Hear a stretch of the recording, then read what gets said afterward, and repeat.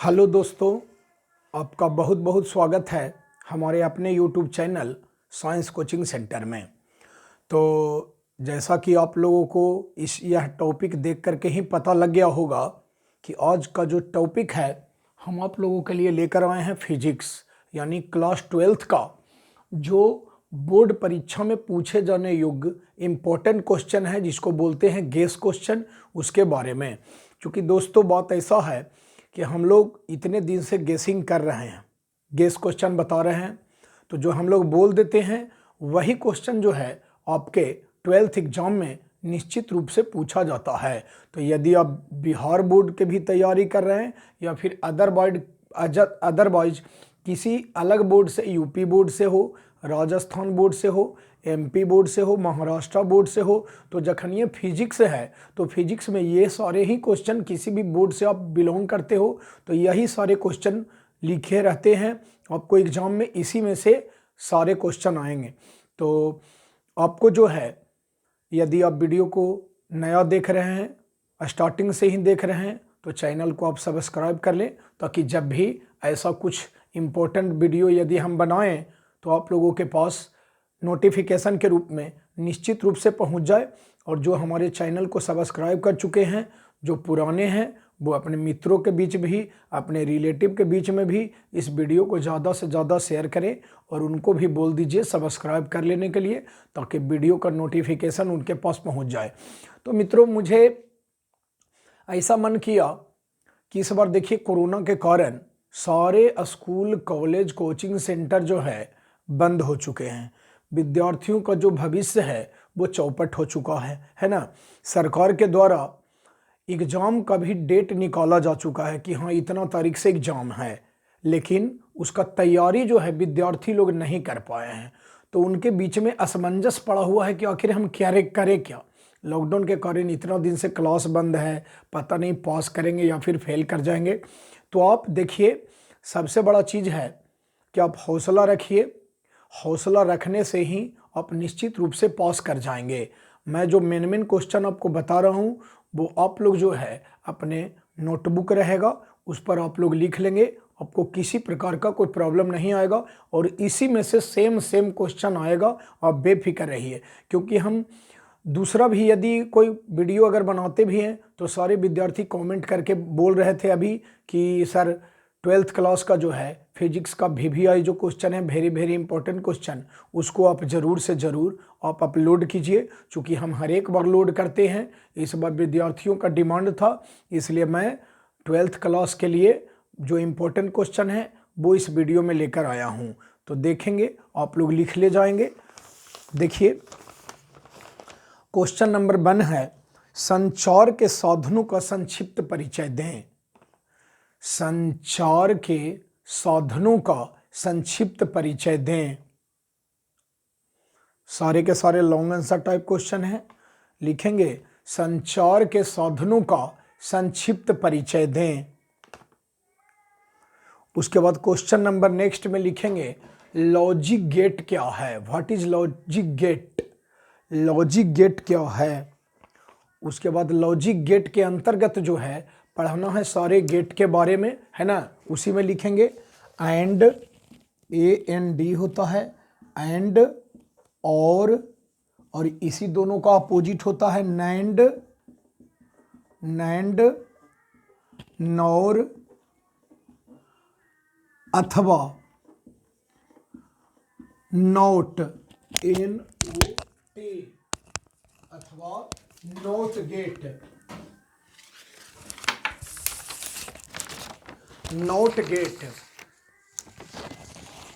Note gate को truth table जिसे बोलते हैं सत्यता सारणी, ट्रूथ टेबल जिसे बोलते हैं सत्यता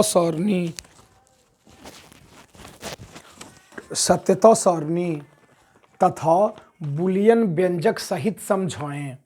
बुलियन व्यंजक सहित समझाएं। अब देखिए बच्चों, बात ऐसा है कि आप लोगों को गेट ये 5 दिया हुआ है, तो कोई 2 भी एग्जाम में रह सकता है, लेकिन ये 5 एकदम टंच करके रखिए। 2 की एकदम 100% की गारंटी है कि ये एकदम पूछना ही पूछना है। बढ़ेंगे क्वेश्चन नंबर नेक्स्ट की ओर। ठोसों में ऊर्जा पट्टी को समझाएं। ठोसों में ऊर्जा पट्टी को समझाएं। ठोसों में ऊर्जा पट्टी को समझाएं।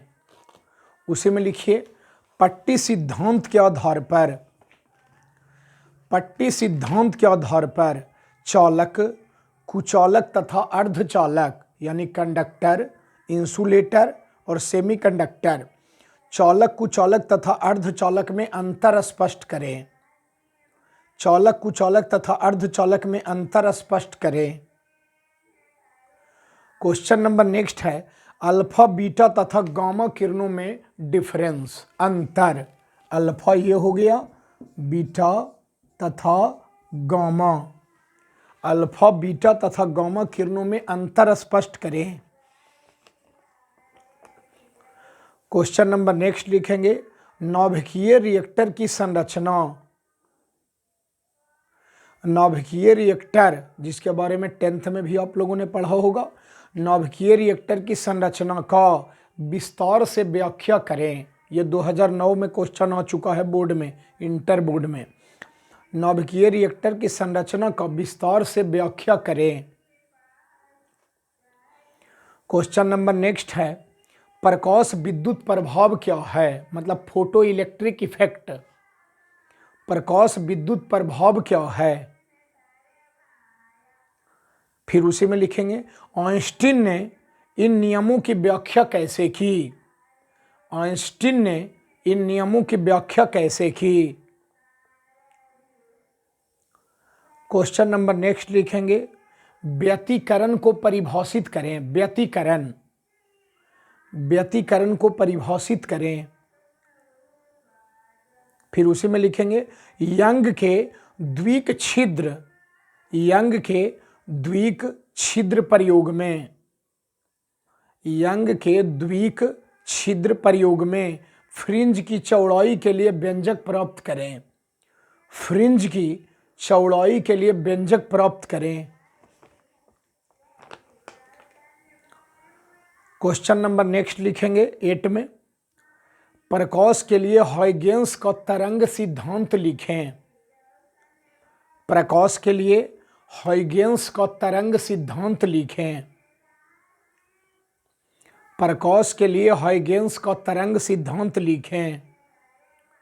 पूर्ण विराम देंगे, उसी में लिखिए इसके आधार पर प्रकाश के परावर्तन, इसके आधार पर प्रकाश के परावर्तन अथवा अपवर्तन के नियमों को सिद्ध करें। इसके आधार पर प्रकाश के परावर्तन अथवा अपवर्तन के नियमों को सिद्ध करें। यानी दोनों में से कोई एक ही, मतलब रिफ्लेक्शन या रिफ्रैक्शन, अथवा लगा हुआ है मतलब और, दोनों में से एक ही करना है। प्रकाश के परावर्तन अथवा अपवर्तन के नियमों को सिद्ध करें। क्वेश्चन नंबर 9 लिखिए एक संयुक्त सूक्ष्मदर्शी द्वारा, एक संयुक्त सूक्ष्मदर्शी द्वारा प्रतिबिंब के निर्माण को दिखाने के लिए, एक संयुक्त सूक्ष्मदर्शी द्वारा प्रतिबिंब के निर्माण को दिखाने के लिए, प्रतिबिंब के निर्माण को दिखाने के लिए एक किरण और एक खींचें, एक किरण और एक खींचें, मतलब कि इमेज जो है कैसे बनता है कंपाउंड माइक्रोस्कोप से। एक किरण और एक खींचें, पूर्ण विराम देंगे, उसी में लिखिए आवर्धन के लिए व्यंजक प्राप्त करें। किरण और एक भी खींचना है, अब मैग्निफिकेशन का व्यंजक लिखना है, एक्सप्रेशन। आवर्धन के लिए व्यंजक प्राप्त करें। क्वेश्चन नंबर नेक्स्ट 10th में एक खगोलीय दूरबीन की रचना और क्रिया की व्याख्या करें। एक खगोलीय दूरबीन की रचना और क्रिया की व्याख्या करें। एक खगोलीय दूरबीन की रचना और क्रिया की व्याख्या करें। उसी में लिखिए इसकी आवर्धन क्षमता का व्यंजक प्राप्त करें। इसकी आवर्धन क्षमता का व्यंजक प्राप्त करें। इसकी आवर्धन क्षमता का व्यंजक प्राप्त करें जब अंतिम प्रतिबिंब अनंत पर बनता है। जब अंतिम प्रतिबिंब अनंत पर बनता है अथवा स्पष्ट दृष्टि की न्यूनतम दूरी पर बनता है। दोनों में से कोई भी रह सकता है कि जब अंतिम प्रतिबिंब अनंत पर भी बनता है, वो वाला भी रह सकता है, या स्पष्ट दृष्टि की न्यूनतम दूरी पर, दोनों में से कोई एक रहेगा। अथवा स्पष्ट दृष्टि की न्यूनतम दूरी पर बनता है। हो गया। क्वेश्चन नंबर नेक्स्ट लिखेंगे, गोलीय सतह से 11th में गोलीय सतह से अपवर्तन का सूत्र,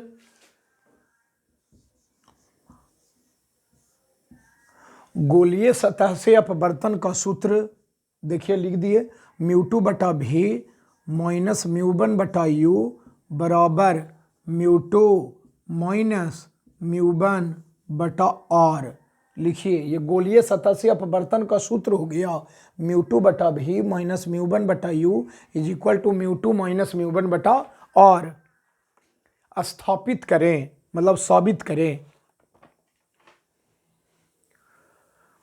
क्वेश्चन नंबर 12th में लिखिए, लेंस मेकर सूत्र, लेंस मेकर सूत्र 1 बटा एफ बराबर म्यू माइनस 1 इंटू 1 बटा R1 माइनस 1 बटा R2। ये लेंस मेकर फॉर्मूला होता है, लेंस मेकर सूत्र। उसके बाद ये वाला लिख लीजिए, 1 बटा f is equal to mu minus 1 into 1 बटा R1 माइनस 1 बटा R2। साबित करें, साबित करें। क्वेश्चन नंबर नेक्स्ट, संपर्क में रखे दो लेंस, संपर्क में रखे दो लेंस या कुछ दूरी पर रखे गए दो लेंस, या कुछ दूरी पर रखे गए दो लेंस, यानी दो लेंस को कांटेक्ट में भी रखा जा सकता है ना, तो कुछ दूरी पर भी रखा जा सकता है। संपर्क में रखे दो लेंस या कुछ दूरी पर रखे गए दो लेंस की समतुल्य फोकस दूरी का व्यंजक प्राप्त करें। दो लेंस की समतुल्य फोकस दूरी का व्यंजक प्राप्त करें। क्वेश्चन नंबर नेक्स्ट, एक न्यूमेरिकल दे दिए हैं, इसी टाइप का और एक दूगो देख लीजिएगा। दो पतले उत्तल लेंस जिनकी क्षमताएं, दो पतले उत्तल लेंस जिनकी क्षमताएं 5D तथा 2D हैं। लेंस की क्षमता को डायोप्टर से सूचित करते हैं, वही दिया हुआ है, डी में डायोप्टर। दो पतले उत्तल लेंस जिनकी क्षमताएं 5D तथा 2D है, 2D है, पूर्ण विराम देंगे। लिखिए, एक दूसरे से 20 सेंटीमीटर की दूरी पर, एक दूसरे से 20 सेंटीमीटर की दूरी पर समकक्षीय रूप से रखे गए हैं, समकक्षीय रूप से रखे गए हैं। पूर्ण विराम देंगे। लेंस युग्म की फोकस दूरी, लेंस युग्म की फोकस दूरी तथा क्षमता निकालें। लेंस युग्म की फोकस दूरी तथा क्षमता निकालें। इसका आंसर बता देता हूं, f is equal to 20 centimetre आता है फोकस दूरी, है ना। कह रहा लेंस की क्षमता निकालें, तब 5D आएगा पॉजिटिव में, प्लस में आएगा 5D। क्वेश्चन नंबर अगला लिखें, गॉस के प्रमेय को लिखें एवं सिद्ध करें। गॉस थ्योरम, गॉस के प्रमेय को लिखें और सिद्ध करें। क्वेश्चन नंबर अगला, गॉस प्रमेय को लिखें, गॉस प्रमेय को लिखें। उसी में लिखिए, एक आवेशित चालक, एक आवेशित चालक गोले के बाहर, एक आवेशित चालक गोले के बाहर या अंदर, दोनों में से कोई भी रह सकता है। एक आवेशित चालक गोले के बाहर या अंदर विद्युत क्षेत्र की तीव्रता का व्यंजक ज्ञात करें। विद्युत क्षेत्र की तीव्रता का व्यंजक ज्ञात करें। क्वेश्चन नंबर नेक्स्ट, किसी विद्युत द्विध्रुव के कारण, किसी विद्युत द्विध्रुव के कारण, द्विध्रुव के कारण किसी बिंदु पर किसी बिंदु पर विभव मतलब पोटेंशियल, विभव एवं क्षेत्र का व्यंजक प्राप्त करें। फील्ड यानी पोटेंशियल फील्ड, विभव एवं क्षेत्र का व्यंजक प्राप्त करें। क्वेश्चन नंबर नेक्स्ट, किसी समांतर पट्टिका वाले, किसी समांतर पट्टिका वाले संधारित्र की धारिता का व्यंजक प्राप्त करें। किसी समांतर पट्टिका वाले संधारित्र की धारिता का व्यंजक प्राप्त करें। हो गया। क्वेश्चन नंबर नेक्स्ट, किरचॉफ के नियमों को लिखें। उनको किरचॉफ भी कहा जाता है, लिखिए किरचॉफ के नियमों को लिखें एवं समझाएं। किरचॉफ के नियमों को लिखें एवं समझाएं। पता ही होगा आप लोगों को, दो नियम है, एक को जंक्शन लॉ बोलते हैं और एक को लूप्स लॉ बोलते हैं। किरचॉफ के नियमों को लिखें एवं समझाएं।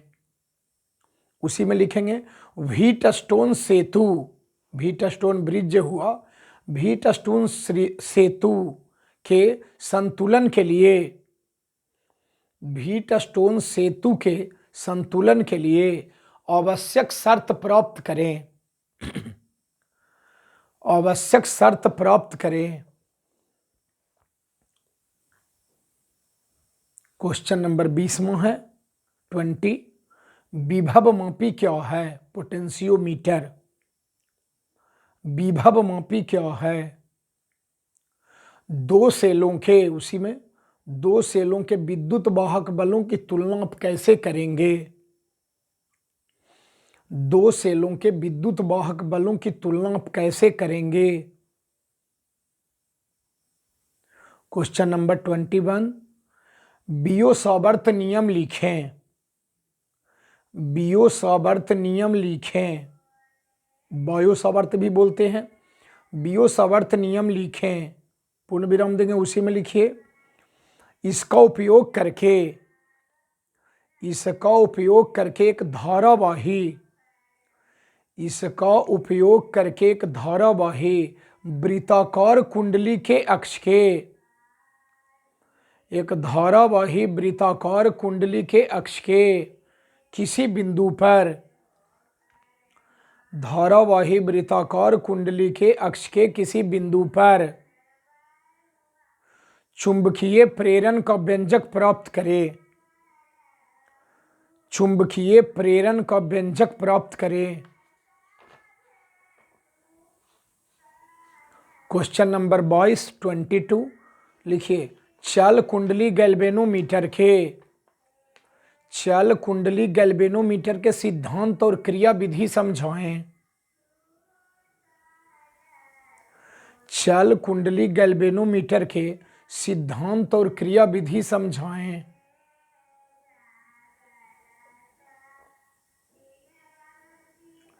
क्वेश्चन नंबर नेक्स्ट, प्रत्यावर्ती धारा में औसत मान, प्रत्यावर्ती धारा में औसत मान कौमा देंगे वर्ग मध्यमूल, वर्ग मध्यमूल, फिर कौमा देंगे आभासी तथा महत्तम मान से।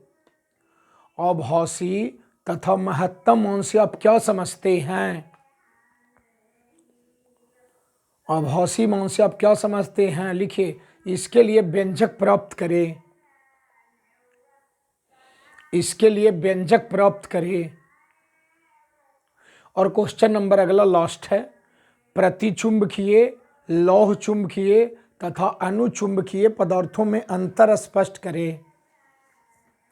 प्रतिचुंबकीय, अनुचुंबकीय तथा लौह चुंबकीय पदार्थों में अंतर स्पष्ट करें। तो दोस्तों समझ लीजिए कि पूरे 12th क्लास का जो फिजिक्स है, लॉन्ग आंसर से रिलेटेड मात्र आपको 24 यानी 24 क्वेश्चन बताए हैं। निश्चित रूप से आपको इसी में से क्वेश्चन एकदम निश्चित रूप से मिल जाएंगे, बशर्ते कि टर्म एंड कंडीशन ये है कि आप ये 24 क्वेश्चन जो आपको लिखाया गया है ये वो आप किसी भी प्रकार से हो सके आप एकदम बिल्कुल कंप्लीट रखिए, तब आपको बोर्ड के एग्ज़ाम में किसी प्रकार का कोई दिक्कत नहीं होगा और आप अच्छे मार्क्स से आप पास कर जाएं आप अपनी बोर्ड परीक्षा को। यही हमारी शुभकामना है। बस बहुत बहुत धन्यवाद वीडियो देखने के लिए आप लोगों का।